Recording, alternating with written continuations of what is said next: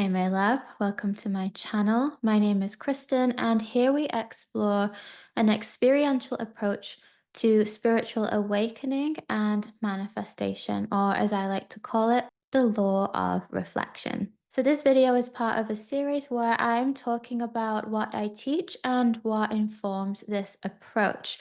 And I'm answering your most common questions on this topic.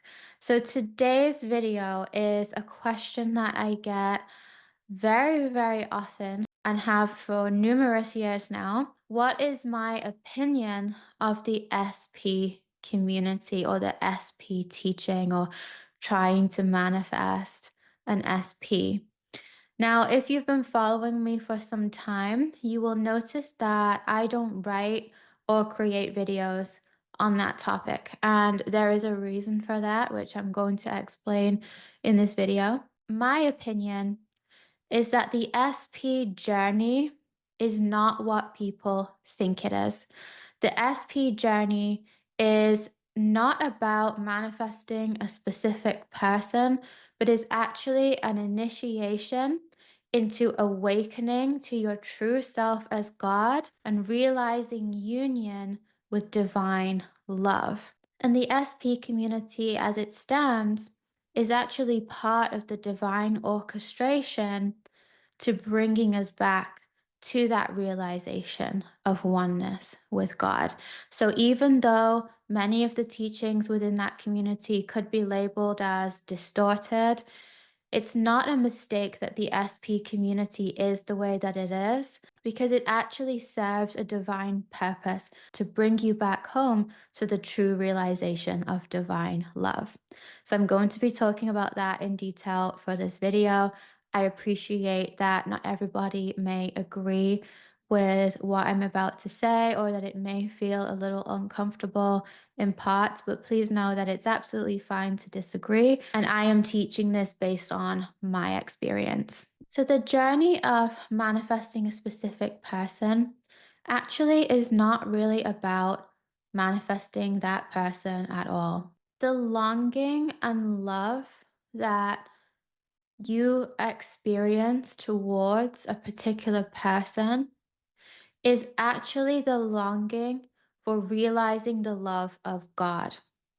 Only what has happened is that we are seeing love as if it is something outside of ourselves that another person can give or take away. We're understanding love as an object. And so just bear this in mind, because this is one of the key foundations that the SP community is resting on, is that it is not teaching from the true concept of what unconditional love, what true divine love actually is. The SP community is teaching special love. So, special love is conditional. I love you when you are acting the way that I prefer. And if you don't act the way I prefer, I feel victimized. I feel rejected. I feel unwanted. I feel abandoned. I feel resentment towards you. This is special love. Special love wants to change the person. It wants them to act differently than how they're currently acting. Special love wants other people to fill the voids within ourselves. And these voids are the areas where we perceive ourselves to be separate from God or separate from divinity or love. These are the areas where we feel love is not present, and they are reflected back to us through another person. True love or divine love does not seek to control anybody else because it's unconditional. And this does not mean putting up with unpleasant situations or poor behavior.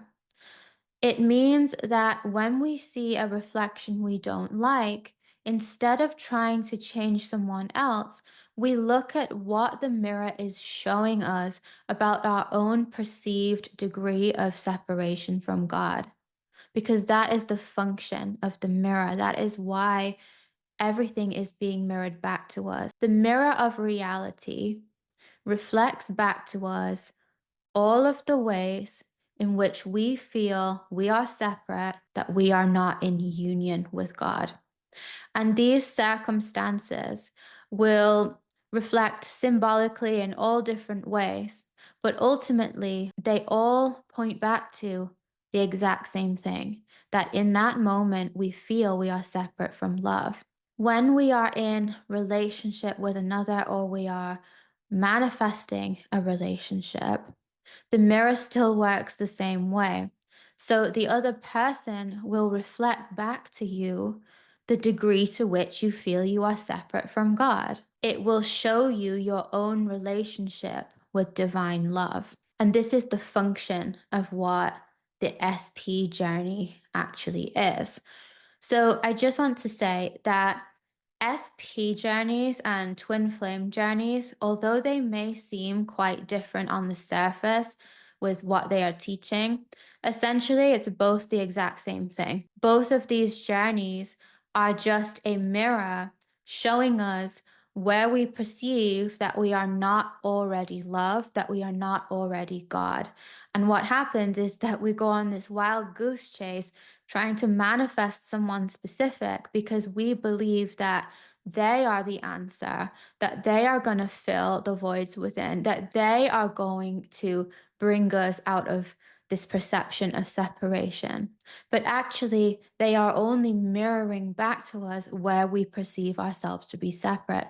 And until that is integrated, until we bring that part of ourselves back into unconditional love and understand that nothing is separate to us, that we are the divine, then we can see changes. Then we experience the desired manifestations.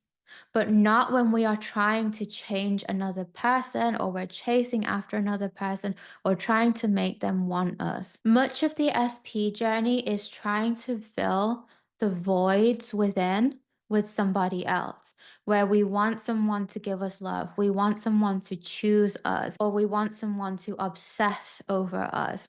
All of these desires are actually an invitation to look within and notice that these experiences are something we are actually withholding from ourselves. These desires reveal where we feel disconnected from God, where we feel disconnected from divine love, which is why we then fall for the illusion that love is somehow outside of us and that we have to get that. What the SP community does through the way that it teaches is it encourages us to go on that journey of seeking love outside of you. It encourages you to attempt to fill those inner voids, those inner perceptions of separation, through trying to manifest someone to choose you or to chase you or to obsess over you. This is because the SP community misunderstands the nature of desire.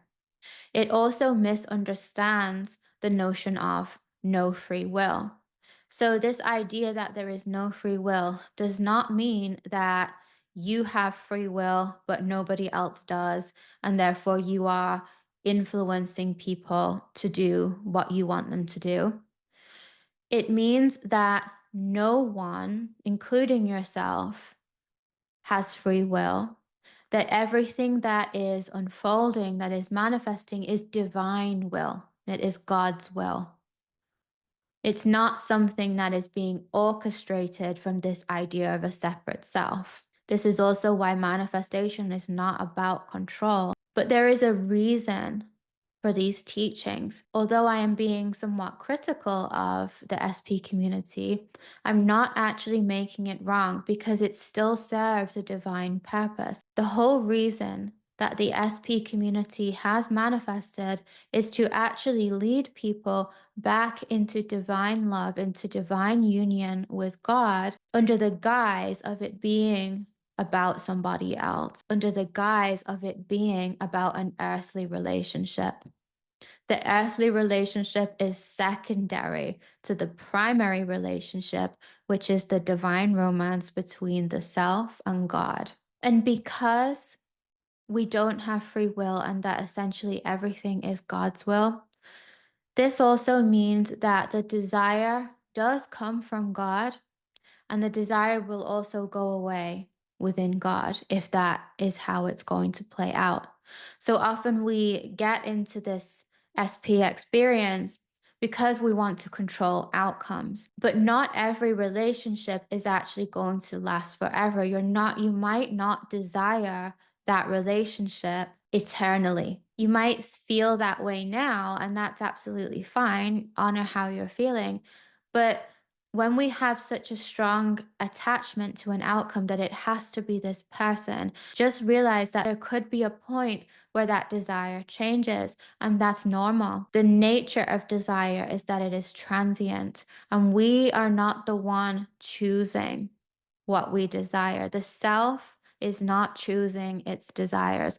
God chooses the desires. All desires come through God. All desires leave through God. They transform through God. The human experience that you're having is just here for the ride. This is why surrender and trust is so important rather than trying to control everything. All desires are orchestrated divinely and intentionally to bring us back home to our true self as God and to rest in divine love. And through divine love, then we experience our highest unfolding. But when we are so fixated on a certain person and a certain outcome, we actually create resistance on this journey and we delay it. We also create more suffering because the self is fighting against what is actually seeking to be manifested forward. Because the SP community teaches special love, even though there are many teachings on oneness and how there is no separation, because it's teaching special love, technically it is reinforcing separation. Believing that anyone can give you something is a belief in separation. Wanting to change someone is a belief in separation. There is no other to change. The divine mirror is showing back to us where we perceive ourselves to be separate from love, and all we need to do is bring that part of the self back in through loving and accepting it and realizing union with God. Unconditional love is not about changing someone to meet our needs, but understanding that what they are showing us is part of the divine play. Whatever situation plays out, however this person shows up, they are playing the perfect role through divine love to bring you back to the truth of who you are by showing you what you are not. Now, I've said this before and I will reinforce it again. The mirror of reality is not showing you who you are, it is showing you who you are not. It is showing you the false constructs of self. It is showing you who you believe yourself to be, who you've mistaken yourself to be. It's showing you that you are not these constructions. Otherwise, if there was no mirror, how would you know your own face? You wouldn't. You would not be able to see your own face if there was no mirror. And this is the same for the self. You would not be able to see or become self-aware if there was no mirror of reality reflecting this back to you. And ultimately, it reflects your identification with something that is a limited idea of who you are. Who you truly are is God, love, divinity, whatever word you like to call it, consciousness, awareness. So the other person serves as a mirror. And the ultimate goal of the journey of romantic love is to actually return to divine love and union with God first. Now, this doesn't mean that we can't or shouldn't have relationships. It means that the relationships we do have, when we have realized this union with God, will be a reflection of that divine union. So it will be the divine union on earth. And this is a divine union that doesn't seek to control, but loves unconditionally. It's a union where you and your partner grow together and expand each other. It will be a union that leads you both back into the realization of oneness of God. And this is the true meaning of marriage in the Bible. So the specific person is not something that gives you love.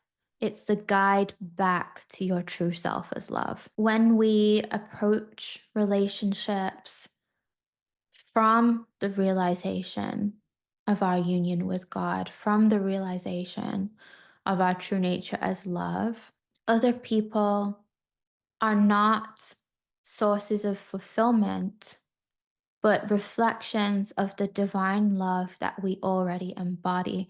And what is quite beautiful about that is that the same love that you have for a romantic partner will actually be the exact same love that you have for everyone else. Once we realize oneness, we have the same love for everybody else because love is who we are. We're just coming from the embodiment of love. It's not an object that we give to some people, but we don't give to others, or some people get more of our love and some people get less of it. When we have the true realization of oneness, this love is the same all across the board. There is no difference between this person and this person. There is no specific person. Again, this doesn't mean we can't have a one-on-one relationship or a marriage with somebody, but that we do not see that relationship as the source of love, but understand that love is who we are. If you are on the path of trying to manifest a specific person and you want to know how to go about it from this understanding, my advice to you would be to realize that the desire is not wrong, nor is it a coincidence. In fact, it's not a coincidence that most people find manifestation when they're trying to manifest a romantic relationship. That's because they're being called into the divine union with the divine beloved, which is God. But if you find yourself in this position, my advice is accept and embrace the desire for what it is, but see that person as a reflection of the parts of yourself that believe they are separate from God, that believe they are separate from love. Notice these parts of self that arise and love and accept them and bring them back into the realization of love. Instead of resisting how this person may be showing up, notice what this is showing you about yourself, the self you believe yourself to be. And in this way, we can actually be grateful for whatever the other person shows us because it's always working for our highest good. It's always leading us back into love. Then, as you begin to rest in divine love and in the realization that your true calling is actually the divine romance between the lover and the beloved. So the lover is the seemingly separate self, the illusion of a separate self, and the beloved is God, and that the beloved is calling the lover back to it, to come into union with it.